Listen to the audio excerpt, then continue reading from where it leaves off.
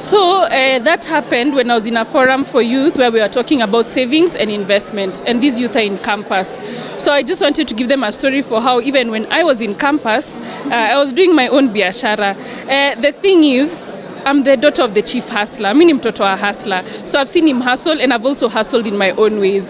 I didn't go to any system for Britain system or American system. I went to Kenyan schools throughout. I was in Moi Girls Eldoret in high school. I came to Daystar University for uni. So I understand even the challenges that Kenyan youth face because I was there myself and I could see them. So it's a true story. I used to sell smoky and kachumbari, and I think my classmates and people I shared a dorm with, because I used to stay here in Athi River in a dorm here. I stayed here for 2 years and I was in also the Valley Road campus. So I have an experience of what the Kenyan youth undergo in different circumstances. So mimi mtu niko kwa ground even though my father is now the president, mimi mtu nimekuwa kwa ground the whole time. If I can call my friends here to say how I've even been to Gikomba. I mean, people who tell me they've never been to Gikomba. I've been to Gikomba so many times to do shopping, and I get to see really what is on the ground. So macho yangu are alive to that, and I'm very alive to that. So in regards to that story, as I'm being misunderstood, it's the truth, and I've just spoken the truth. So that's something that really okay. So I was in a hostel here called Dupa in Daystar, and it's a girls only hostel, and I had a roommate, and the next door we had another roommate. So the three of us decided to come up with that business idea because we saw people really loved the smoky kachumbari. So I was doing it myself. I did it myself. My roommate Sylvia was doing it. My roommate Nyokabi. We joined forces, tukaweka pesa pamoja, and we started selling the smoky kachumbari. So we sold it for about a year, and then we moved on to do other biasharas. 1,400 packets of food. Nalituliza, where do you want to take the food to? So we chose Kibera, and we went to one of the schools there and we visited the community. So I felt so good to see all those women and all those families to come and receive the food. And this is not the end, this is just the beginning. Tunataka tuingie ndani to all the slums, to all the areas, to all the counties, so that we can see how we can help what happened.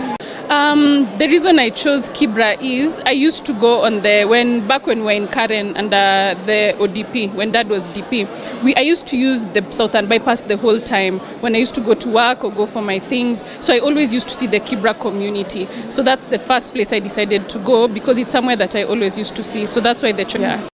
Yeah, I know a lot of Kenyans have been wondering, what am I doing? I'm going around counties. What is it exactly? And I'm not asking for anyone to give me a position anywhere. I don't need to have a position anywhere to do what I'm doing. That's why I decided to have my own initiative so that I can help the community and Kenyans and really to be a voice for our youth.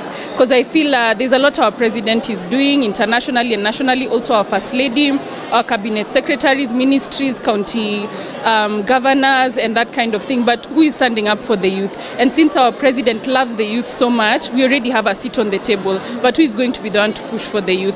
And that's why I decided I'm going to be that person, and I'm going to be a voice for the youth and to stand up for the youth and our communities. And for me, the youth begins from our children who are in primary school, because that's where they're beginning to get the knowledge. So from that level to our high schools, our unis, our young people who are working, so that we can work together to see how we can make Kenya better. We haven't, and I would love for the people listening on this platform to tell us where next they want us to go. For Kana, sawa, hapo ndio tutaenda next. Yeah, I'm very misunderstood, and it's fine. I understand it. It comes with it because my family is a political family. Kuna wengine wanadhani I want to be in politics in a few years, the next so and so. But for me, those things are secondary. Right now, we've moved past the political stage.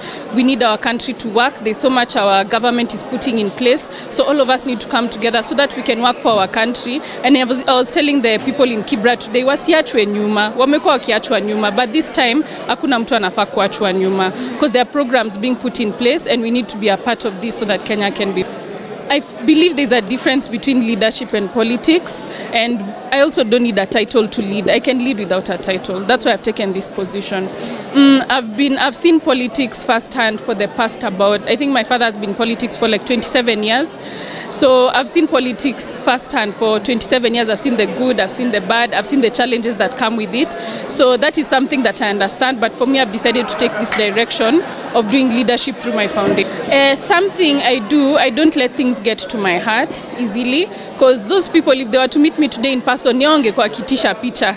the same ones who are bashing me on social media. So I don't allow things to get to my heart. I also know everybody has their personal opinion, which they can have freely. So I also keep that in mind. But some of the things people say, maybe they're hurtful, or you can just be disappointed. But I know in my heart what I'm doing. So even though people think I'm lying, or people think I'm doing it for clout or other things, in my heart of hearts, I know what I'm doing. I'm happy with it. I know it's what will push the youth of Kenya forward. So with that, knowing I know what I'm doing, then I'm able to do it well.